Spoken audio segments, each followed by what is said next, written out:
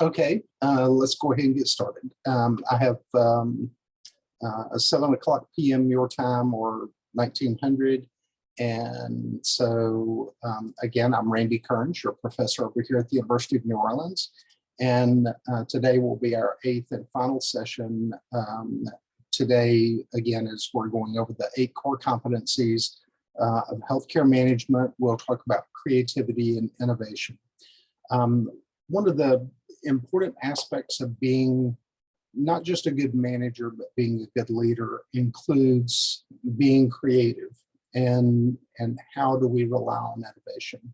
And so as we go through the key topics for today, or the key pieces of information related to our topic for today, we obviously want to focus on creativity and innovation. And our 5 things for today: what is creativity? We'll define that. Innovation in the context of what that means for being a good manager. What are key discoveries over the last 100 years? And then more importantly, what's going on over the last 20 years and then future technology. The challenge that we face with innovation, again, continues to be just the rapid pace and growth of technology and what we're learning because of what we have learned. But anyway, as we go through these 2 keywords today, both creativity and innovation, please bear that in mind. So as far as creativity goes, new and something valuable is formed.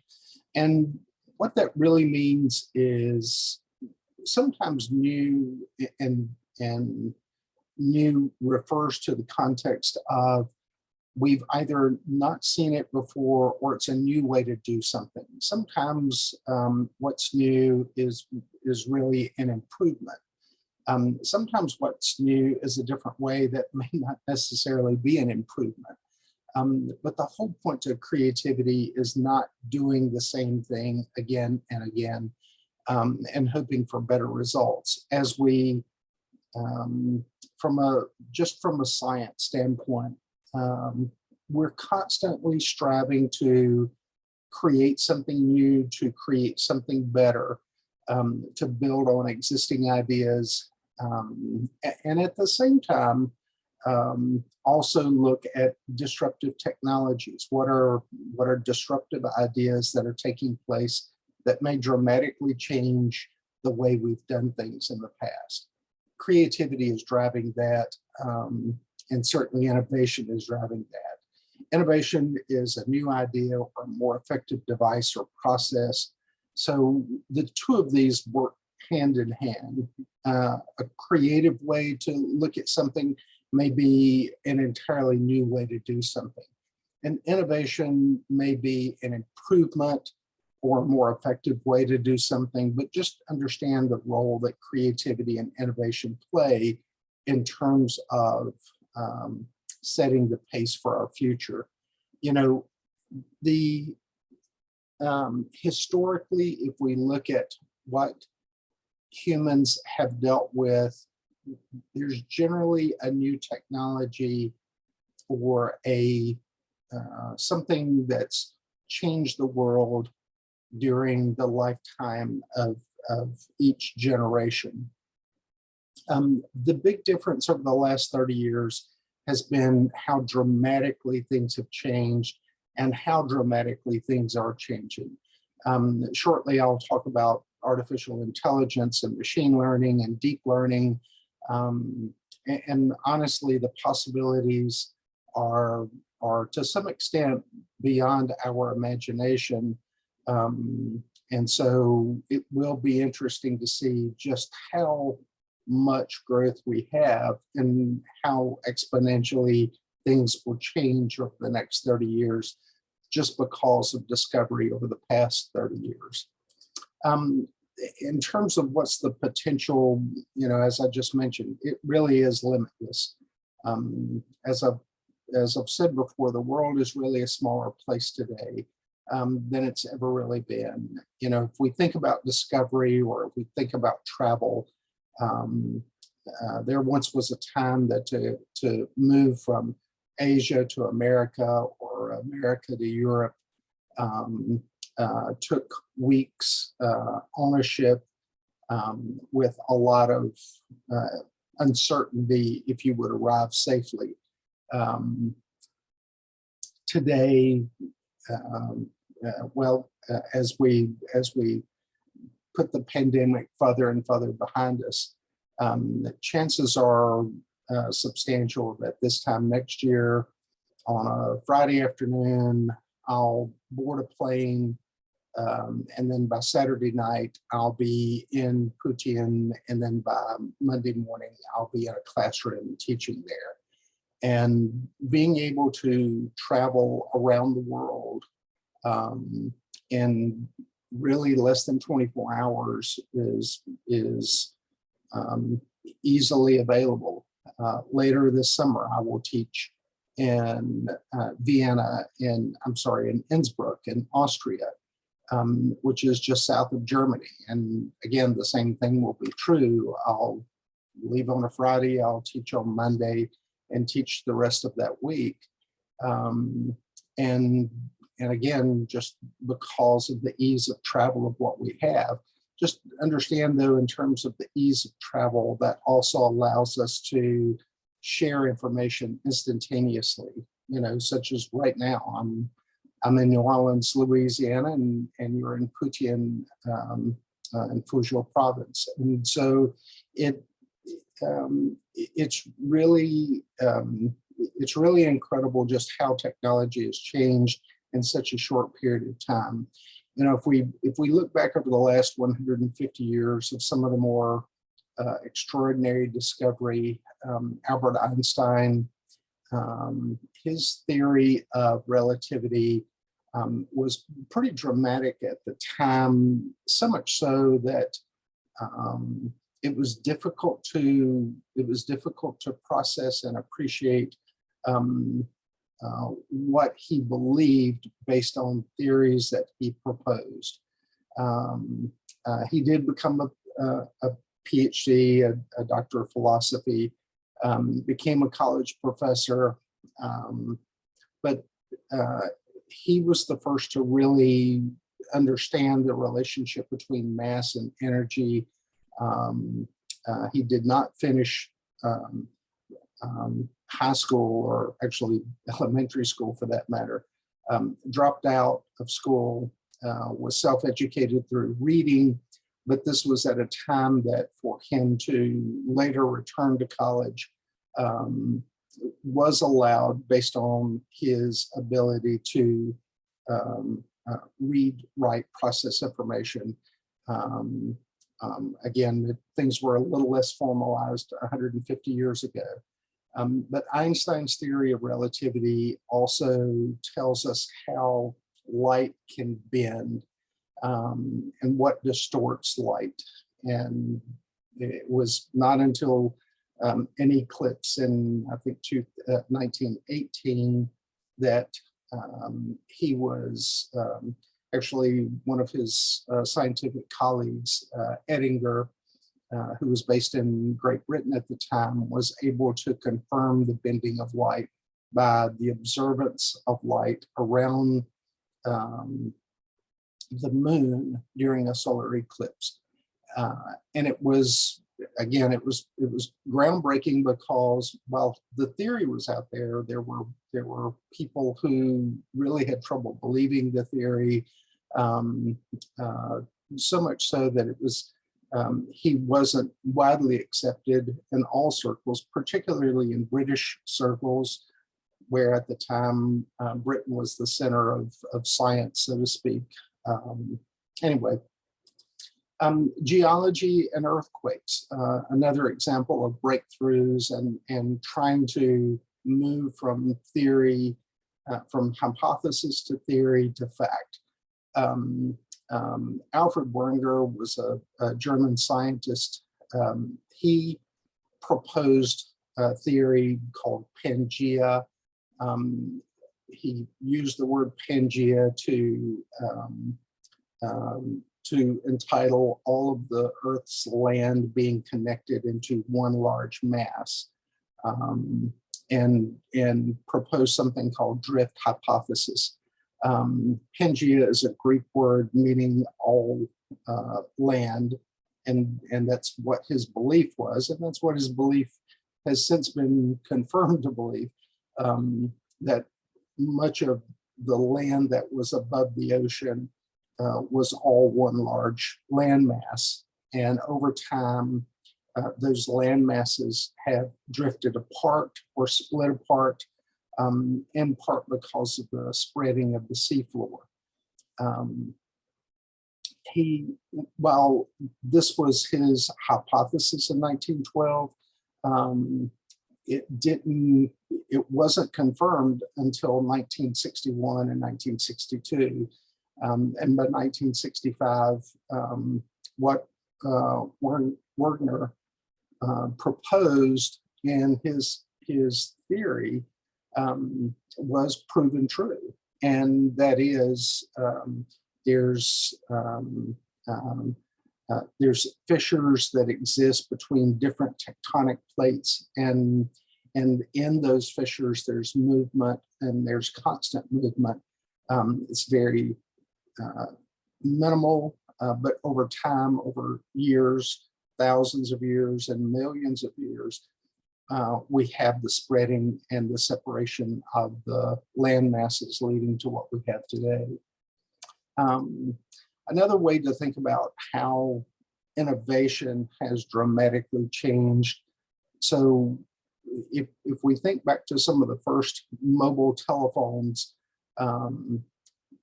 22 pounds in 1982, by 1984, the first commercially offered cell phone was $4,000. To put that in context, that was far more than a typical car would cost in 1984. The flip phone by 1989 was really kind of the first example of a flip phone. The BlackBerry in 2002 was really the device. Everybody had a BlackBerry. This was before an Apple iPhone had been created or invented. And so the BlackBerry device was the device. The Motorola Razr, the Palm Trio was really the first time that someone took a telephone and a calendar. There were handheld calendars that people would carry, or handheld computers. The most common was something called a Palm Pilot. And Palm was the first company to take their Palm Pilot, their mobile computer calendar device, and put a telephone, connected telephone to it. Apple, by 2007, had developed what they considered, they had an iPod that had music, and then they took the iPod and pulled in technology from what we saw with the Palm Trio to create the iPhone. And the iPhone that we have today, I have an iPhone, I think 14 SE or something like that, but it's really incredible, the computing power that it has, the storage capacity that it has. And if we look at this is really over basically 40 years. It's really dramatic how we've gone from no portable communication device at all other than two-way radios to what really has become the most prolific distribution of technology of any invention anywhere in the world. In fact, it is a strongly held belief that more people in the world have access to a cell phone than they do a toothbrush. I'm not sure what that says about our public health hygiene globally, but it does remind us just how prolific cell phones have become. Again, if we look at how things have changed in our life, And then we look at how dramatically things have changed over the past 20 years, 40 years, 100 years. We see, again, this exponential growth. And a part of that exponential growth is primarily based on the rapid ability to contextualize information, understand it, analyze it, and then develop things from it. Another way to think about how dramatic life has changed. I grew up in North Carolina, and we were always fond of the fact that the first flight took place in North Carolina. Well, it's also important to point out that between the time the very first flight of an airplane took place until the time we landed a man on the moon in 1969 was a period of only 65 years. It's really dramatic that we can go from not being able to fly at all to being able to leave the confines of our planet and go to a satellite such as the moon and land a man on the moon, and then bring that crew back to Earth. So, computers. Thomas Watson, who was the chairman of IBM in 1943, said, "I think there's a world market for maybe 5 computers." Popular Mechanics talked about computers in the future may weigh no more than 1.5 tons. And to put that in perspective, that's about 3,000 kilograms. So the reality is, we didn't understand the future of computers then. I think it's only been the last 30 years that we've understood the innovation capacity of what computers can offer us. Again, a computer in 1958 looked like this, and it had less computing power than the average cell phone. The CEO of Digital Computer, which probably gives you an idea why digital computers don't exist today. But there's no reason for an individual to have a computer in their home. And yet think about how much technology we have within our home today. High performance computing milestones, again, just really extraordinary in terms of what's happened and what can happen and what's capable of happening. If we look at the human genome, that's probably the best example of how we can use substantial amounts of technology to process information. But it took 13 years to do. It was led here at the U.S. Institute of Health, primarily handled by several researchers, but identified 25,000 human genes. And then as of 2022, today, we've identified 47,000 unique human genes. They did sequencing of over 3 billion chemical base pairs that make up the human DNA.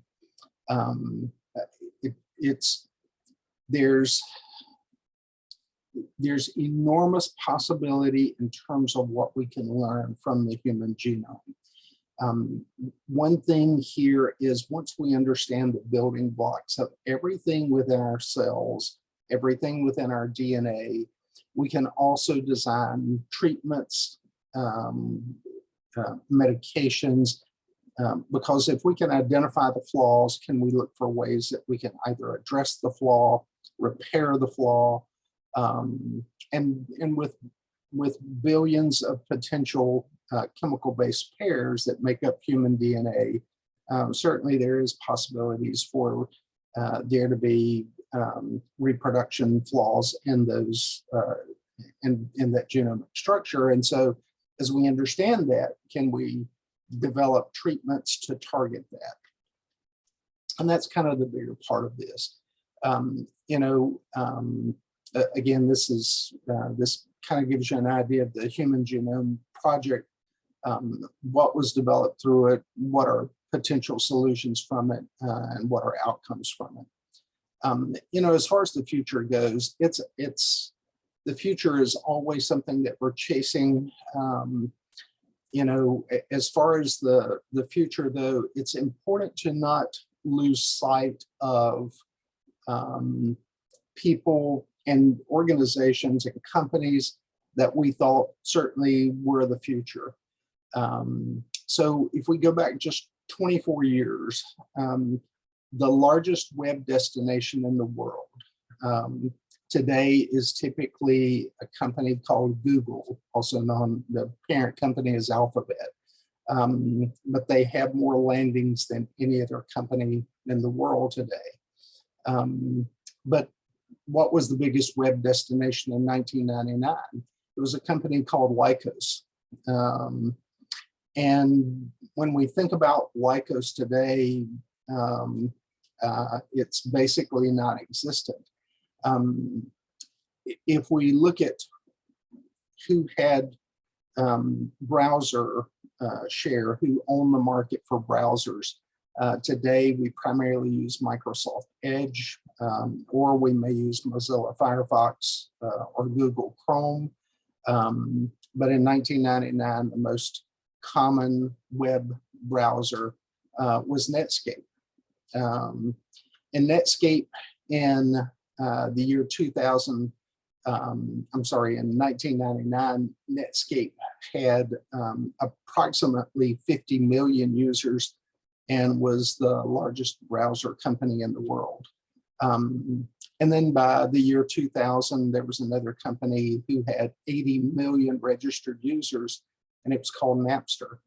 Napster was a file sharing system that allowed us to share music with one another, although to some extent it was considered illegal and an illegal propagation of copyright. And thus Napster went from being one of the largest in the world to almost non-existent. So if we look at those three places, as far as either Lycos or Netscape or Napster, it's important to know that each of their services don't exist today primarily, or if they do exist, they exist only as a gateway to another type of project or product. Napster, as an example, declared bankruptcy in 2001. The brand does live after being purchased at auction, but at a much smaller scale. And I'll go back to BlackBerry just a moment. BlackBerry in the year 2000 was the ultimate handheld device. Everybody had a BlackBerry. Today, the company RIM, Research in Motion, which created the software for BlackBerry and was the kind of the home of the BlackBerry device, they exist only in a software security type program on a much smaller scale than they once owned the market in the year 2000. So in terms of medical technology, I talked about the genome. Really, the next development from that is nanotechnology. Nanotechnology really helps us look at all of the components from DNA structure. What are things that we can do to target certain key components within our DNA, or through gene sequencing? What have we been able to find? It can help us target certain diseases. It can, as we saw with the mRNA technology for vaccines, we were able to create more effective vaccines and rapidly reproduce those vaccines during the recent pandemic. Please understand, before the pandemic, we were not promised a vaccine. In fact, for some viruses, it's been very difficult to sequence out genomically map the virus and then come up with a remedy to target the virus and prevent the virus from spreading. RNA technology does allow us to do that. RNA technology, though, is more expensive than traditional ways of creating vaccines. And so it took substantial investment for companies to be able to produce those vaccines, but they became rapidly available and rapidly effective primarily because of nanotechnology and what we were able to do with genomic sequencing. The target specification, again, attaching nanoparticles on drugs that can change the lifespan of the product. We see the same thing with controlled drug release, where you basically take one pill and because of how components within the capsule have been treated, they will release themselves over a period of time. We've done that historically with coating different types of elements within a drug, where let's say there's 1,000 pieces, very, very small pieces within a drug.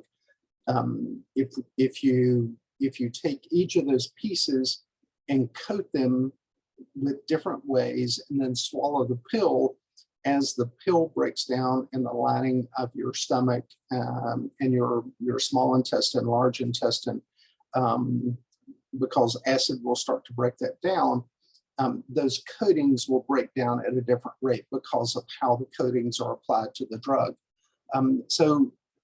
Controlled drug release has been a technology that we've had. Just what we've been able to do with nanotechnology gives us a lot more of an ability to trigger the release with more sophisticated ways other than just coating of the drug or the medication. Different patient populations, being sure that we genomically understand, and from a DNA standpoint, we understand what are the not just the physical differences, but the physiological differences that are there. And then what are the differences that are caused or brought on by disease states? And then how do we deal with that?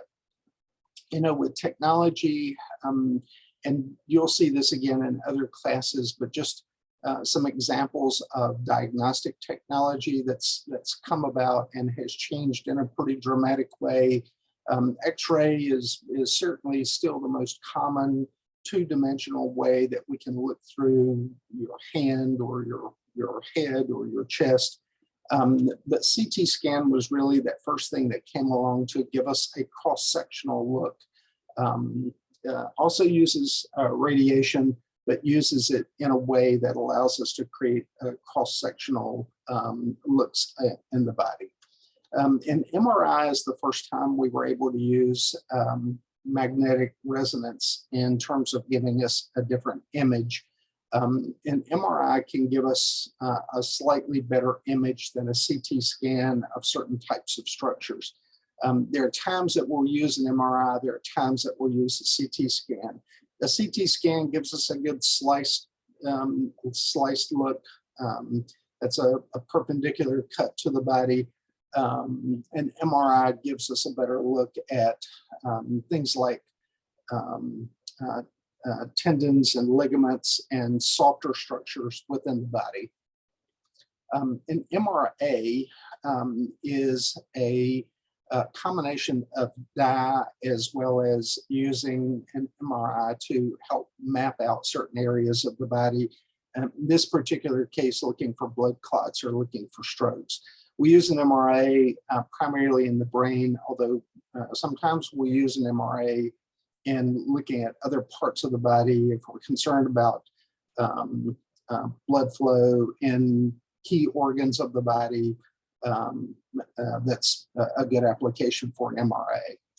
PET-CT is looking for areas of where how much sugar is being utilized. The common term is hotspots. We're looking for places where there's rapid growth that's going on. Just to understand, cancer cells reproduce in a very fast pace. And so we use a PET scan to identify that rapid growth area. And those PET scans where there's rapid growth.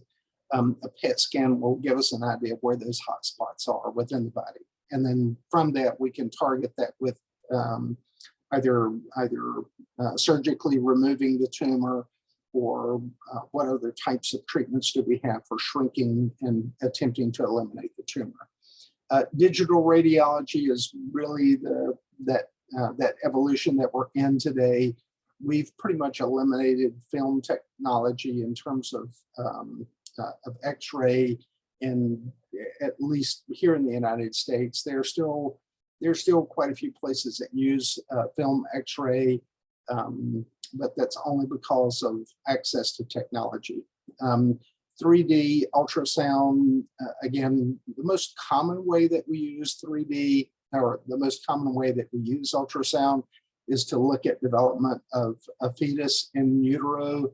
But we also use ultrasound to look at a lot of other soft tissue injuries.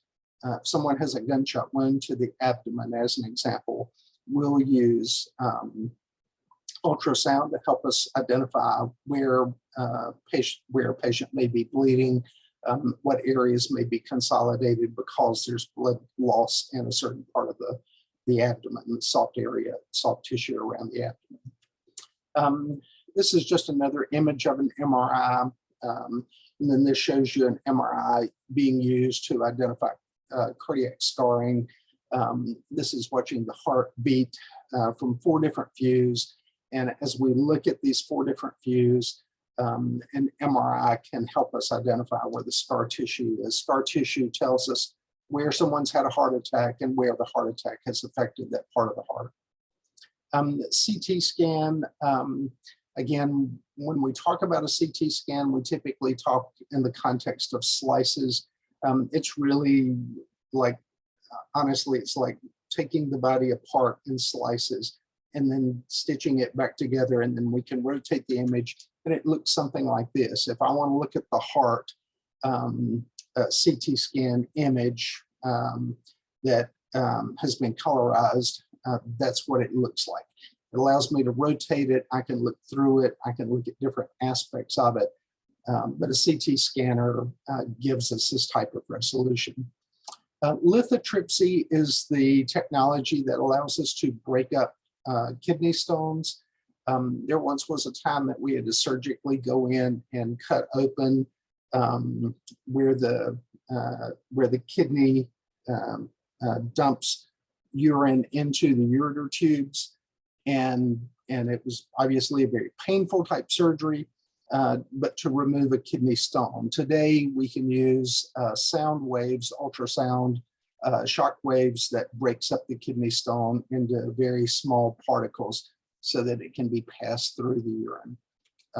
This is a heart-lung machine. If from the moment you're born until the moment you die, your heart typically is beating no slower than about 48 beats per minute, and can beat much faster depending on what's going on in your life. If we need to surgically repair your heart to the point that we need to stop your heart, heart-lung machine is what's used. It basically allows us to disconnect your heart from your body, stop your heart, do the repair work on your heart, and then reconnect your heart to the body, shock it, and it restarts itself. This type of machine is the type of machine that we use to, again, mimic the activity of your heart until we can finish the repair work on your heart. Kidney dialysis, if your kidneys fail, your kidneys are the filtration system of the body. If the kidneys fail, we've got to have some way of filtering the blood, and that's what kidney dialysis does. When you have 2 kidneys, and so if only one fails, you can still live off of 1 kidney. The problem is sometimes when a disease process destroys 1 kidney, chances are it may have damaged the other kidney as well. But if both kidneys fail, you need to go to dialysis about every 48 to 72 hours. If you don't, you'll develop toxins in the bloodstream and die within a week. So kidney dialysis is essential for people who are on dialysis, people who have not been dialyzed, who need dialysis. They'll build up toxins in their bloodstream. And again, lifespan is typically short if your kidneys fail. If we don't take you to dialysis and you don't have dialysis on a regular basis. Cardiac pacemaker, so the heart is an organ that's stimulated by electronic pulses in the heart. And sometimes when those pulses become disrupted, we wind up with a needing to bypass those electrical stimulations by a machine-driven electrical stimulation. And that's what a pulse generator is, otherwise known as a pacemaker. If you notice on this gentleman's chest, it's placed just under the skin, typically below the left clavicle. There's a lead placed into the subclavian vein that empties down into the superior vena cava, which is the large vessel emptying down into the heart. And from there, we can control electrical stimulations through this pulse generator or this pacemaker. Hip and knee replacement. With hip and knee replacement, what we're seeing is a breakdown of joints, particularly with repeated uses over an extended period of time. As humans are living much longer than, in some cases, parts of the body was designed to live, we wind up needing joint replacement surgery, whether it's in a hip or in a knee. Those are the two most common places. But hip replacement surgery and knee replacement surgery, these joint replacements are pretty common, particularly as people get older. The Da Vinci surgical machine, again, in terms of innovation, this is both has application in terms of sorting out tremors, any type of sudden movements that a surgeon may have. But here the surgeon is what's considered under the hood, looking into the viewfinder, and the Da Vinci machine is actually the one performing the operation. The Da Vinci machine allows us to insert multiple probes into the patient, basically cutting small holes, multiple small holes, inserting the probes, and then manipulating the arms of the Da Vinci machine to perform the surgery. And then when those arms are retracted outside of those holes, it basically allows us to close up each of those small holes and means the patient has a much faster recovery than if they have a very large incision from a very large opening from a big surgery. The other advantage to something like this is the physician, as long as you have good connectivity, the physician does not have to be in the same place as where the patient is. Although obviously for a lot of reasons, it's best that the physician to be immediately available to the patient. In some cases, it's not possible just simply because of where the patient may be in another part of the world.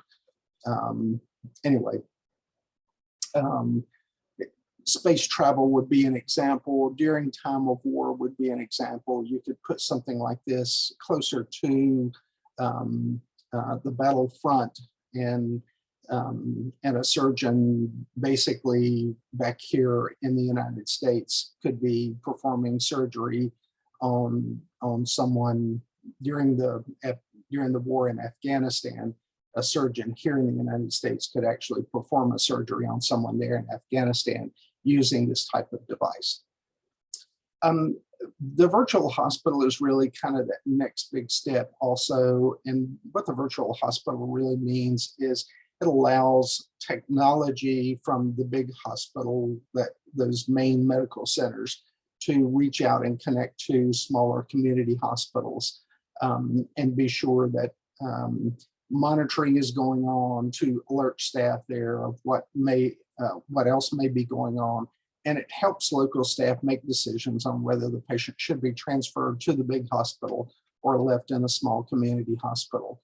The virtual hospital is really kind of the next big step. And honestly, the next step after that is not so much being in a building that's called the hospital. The virtual hospital may include monitoring you in your home. So innovation in the future, AI is really that next thing. Artificial intelligence is growing at such an exponential rate.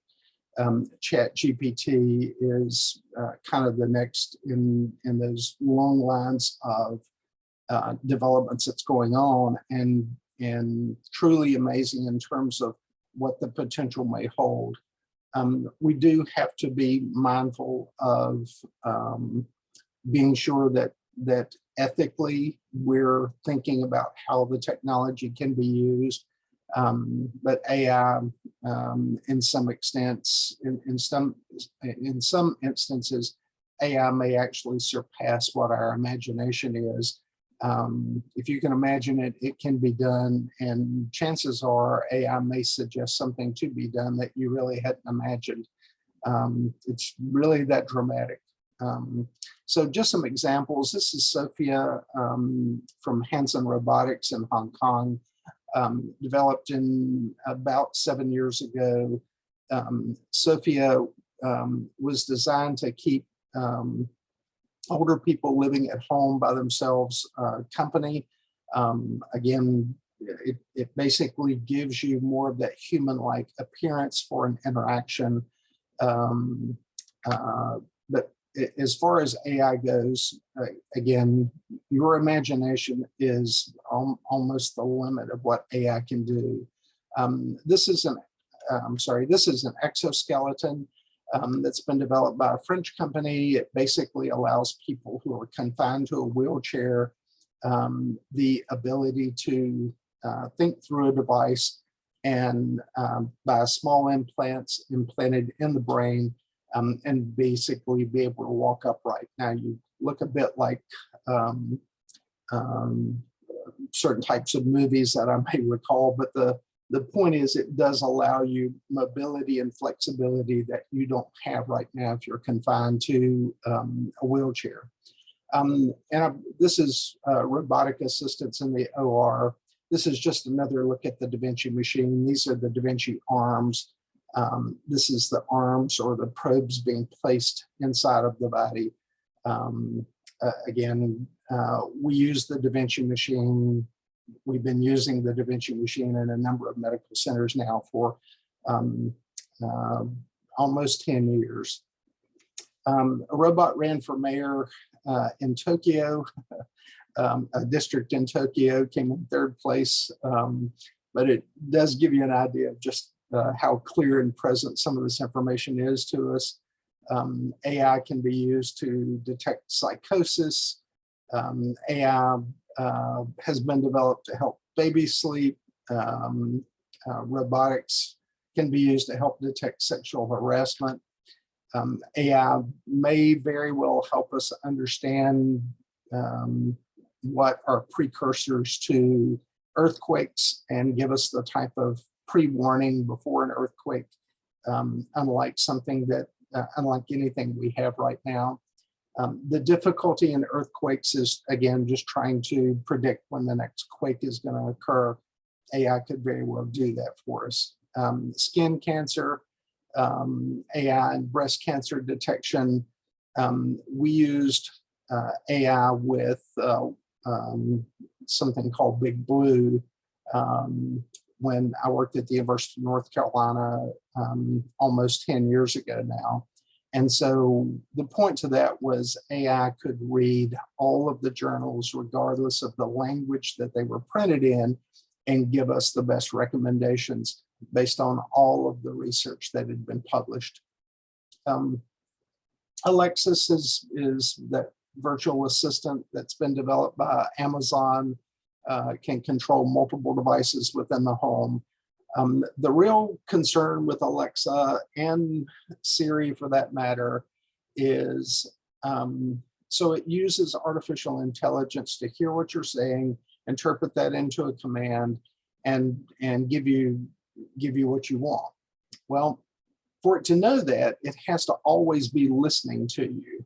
And so just understand that you're giving up a considerable amount of privacy when you have one of these devices. If you have Siri turned on your phone, just understand that for the device to develop an awareness and understanding of what you want or what you need, it has to always be listening.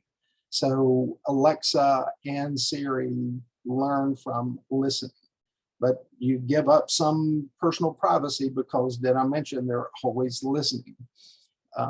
Anyway, AI and gestational diabetes control, AI with virtual heart.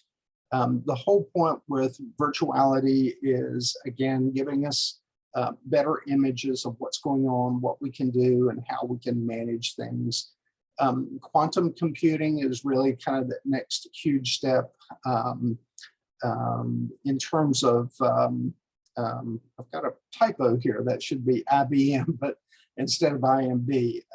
Their Q System 1 is, again, quantum computing. What quantum computing really means is dramatically faster, dramatically more capable of processing enormous amounts of information in a very small period of time. And then turning AI into drug discovery. What type of medications? Just 2 weeks ago, it was announced that AI was used to discover a new antibiotic. And we will see, and we will continue to see, AI help us with,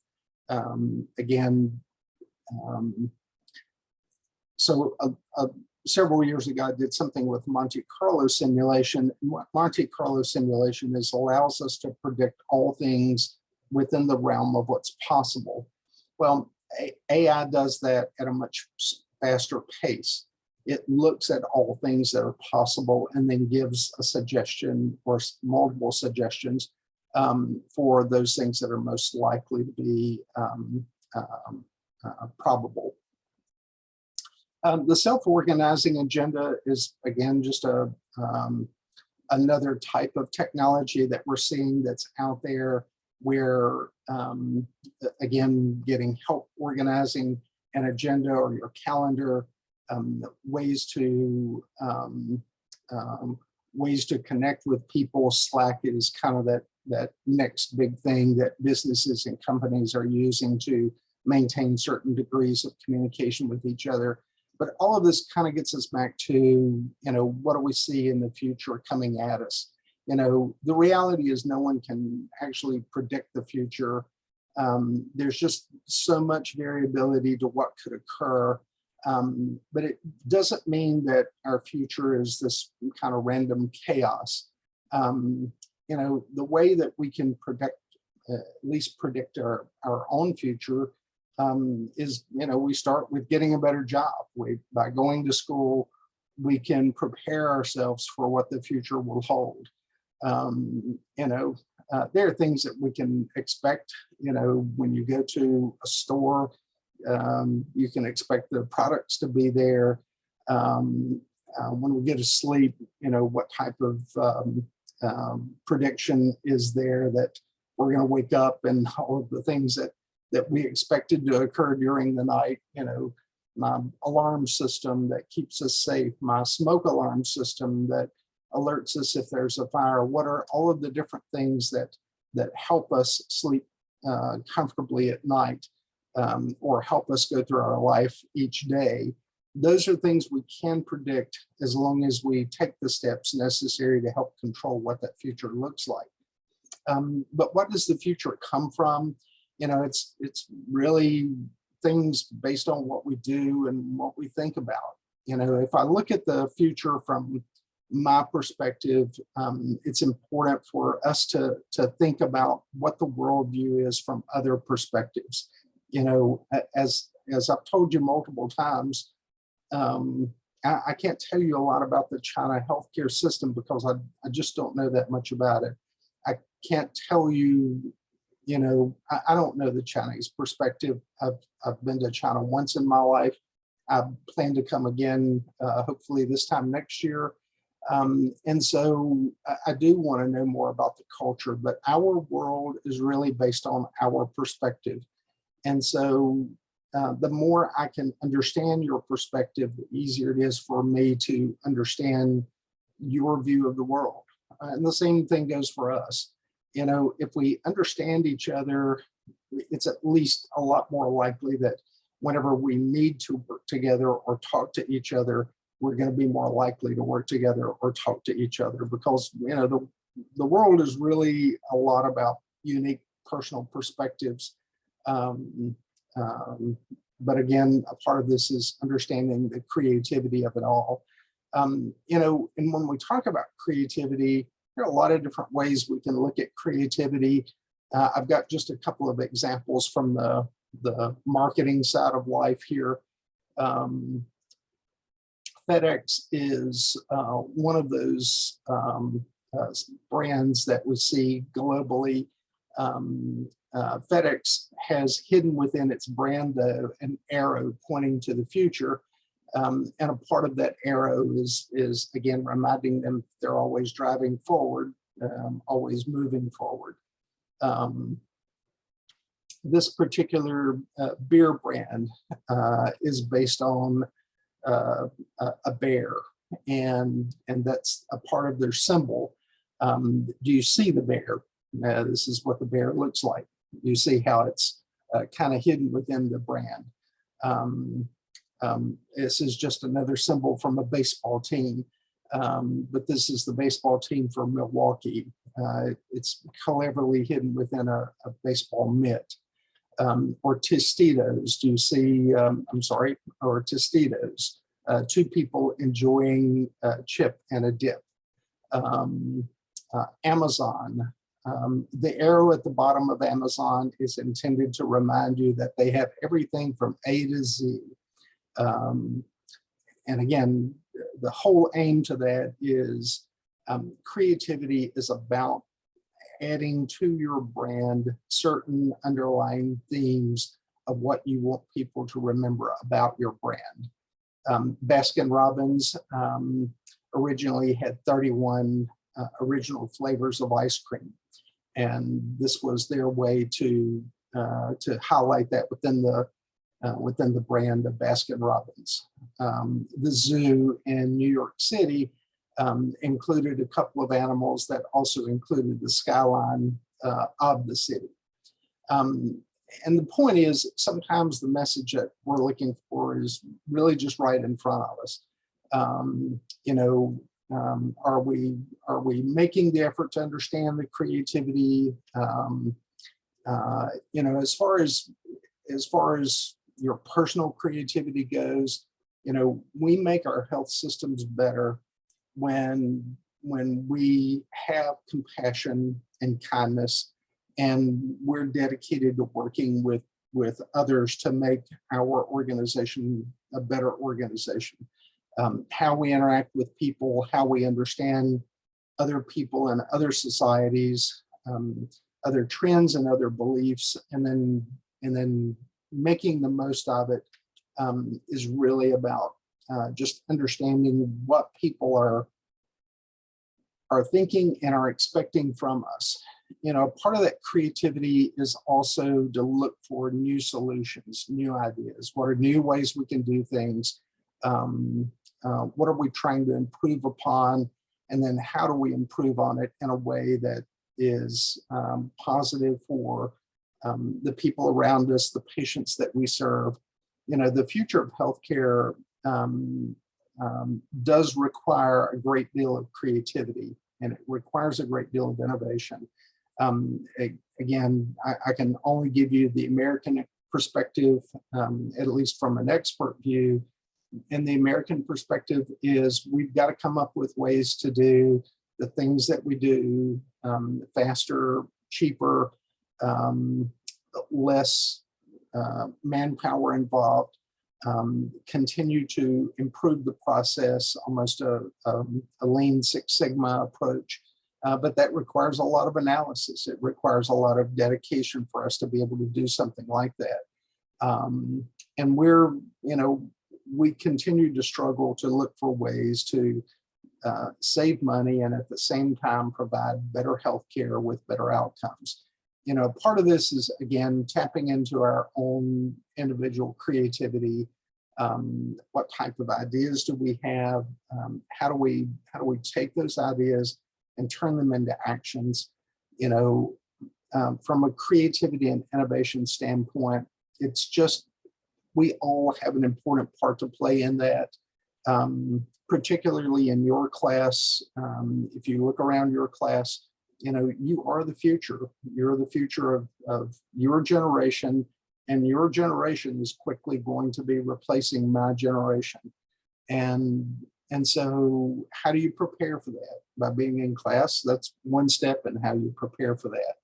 But having an open mind to creativity and innovation will be really critical in what the next discovery may be, what the next new thing may be, what the next great outcome may be, and what we're trying to do, and what we need to do within the healthcare profession.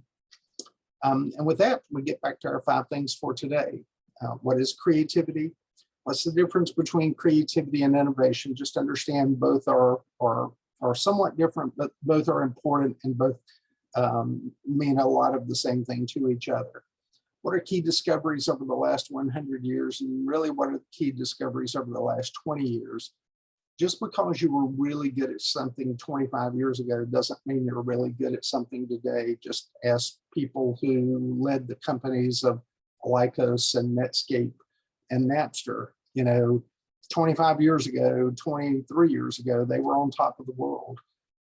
Today, those brands just, for the most part, don't exist because they fail to innovate or stay current or stay relevant. And so, and then future technology. As we see future technology coming up, how do we embrace it? How do we attempt to understand it? We can't just turn our back on it and hope it goes away. ChatGPT, as an example, is that next big thing that we're going to be dealing with. And it's just a reminder of how artificial intelligence, machine learning, and deep learning, those 3 processes, are really dramatically revolutionizing a lot of what our future is going to look like. And with that, we get to questions. Do you have questions today?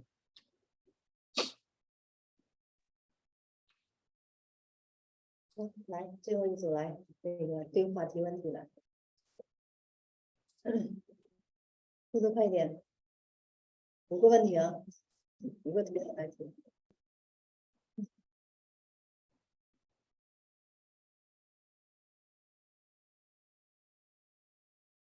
Hello. Hello. Oh, I have a question. Yes. How can we improve our innovation ability to drive? I'm sorry, it paused just a moment and I missed what you said. I'm sorry, can you say that again? Please repeat. How can we improve our innovation ability in life? So, in terms of emotions and innovation, so part of the challenge with that is how we see the world, how we're willing to deal with ethical views and emotional views as they relate to the decision-making process. Creativity and innovation are really cornerstones of what our future world is going to look like. If we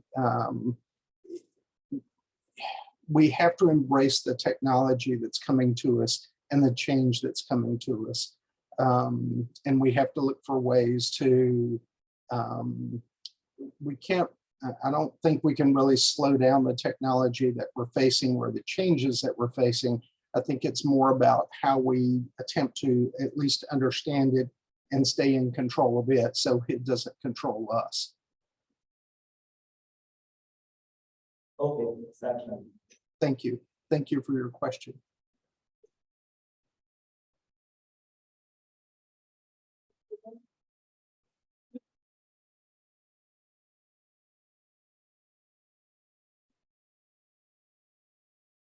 Hello, Mr. Hello. I have a question. How can we use ChatGPT to give our creativity? You know, I think we're still trying to figure out. ChatGPT, I think, is one more of those technologies that I think we're still trying to figure out. But it's here and it's with us, and so I think what ChatGPT did more than anything else is it kind of awakened all of us to just how much artificial intelligence is available to us right now. You know, if you look at your phone, one of the things that, you know, I see in my phone is, you know, all of the technology that I'm looking for. It allows me to make a phone call. It allows me to, there are a lot of things there. What ChatGPT told us was, it told us that our phone and a lot of technology is always listening to us and always learning from what we want. Now, that's exciting, and it's also scary. It's exciting that the technology is there, but it's also scary because it also means that technology is constantly learning from us. You know, it's that balance. We've got to figure out how to be sure that we're controlling the ethical values of what's going on with the technology, and making good decisions along the way. ChatGPT is just one more of those technologies that I think, you know, will dramatically change a part of what our future looks like. Okay, I see. I think it's balance is very important. That's one question. I'm sorry, I didn't hear that last part. Your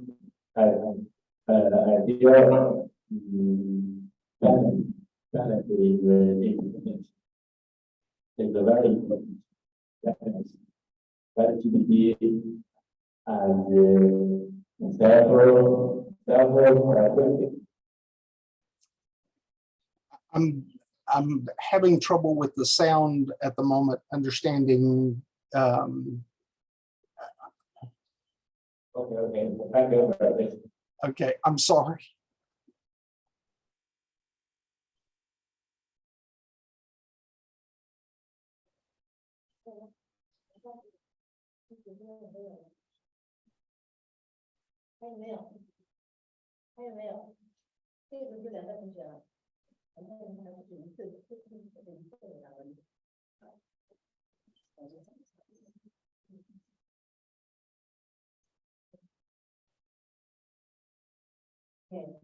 I'm very glad to see you at this class.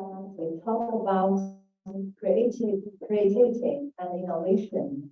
That new knowledge has changed our life, especially medical technology, like MRI, PET-CT, and so on. Maybe ChatGPT is a hot topic of research all over the world. So, what do you think about ChatGPT? Is ChatGPT the next big thing to change the world? Thank you. So, in terms of creativity and innovation, when we look at ChatGPT, I think ChatGPT is probably that next innovation that in some cases, I don't think we expected it to be as good as it is. And the scary part is because it's suddenly available to everyone, I don't think we were completely ready for ChatGPT. And so I think it's given a lot of people kind of a, if you're quick to embrace new technology, I think you will quickly understand and come up with new ways to use ChatGPT. But it is scary in terms of seeing just how dramatic the technology and artificial intelligence has, how far it's come and how far it's going and how far it can take us. In fact, I think it's really stretching our imagination to just think about what the possibility may be. ChatGPT offers extraordinary promise in terms of possibilities, but also a lot of risk because from an ethical standpoint, I'm concerned that what type of boundaries do we have on it? And so it's that balance. I don't think when we started this past semester, it was just being discussed. And by the end of the semester, it was suddenly everywhere. And so it's fascinating that it's available, but it's also scary that it's available in much of the same way that it's there.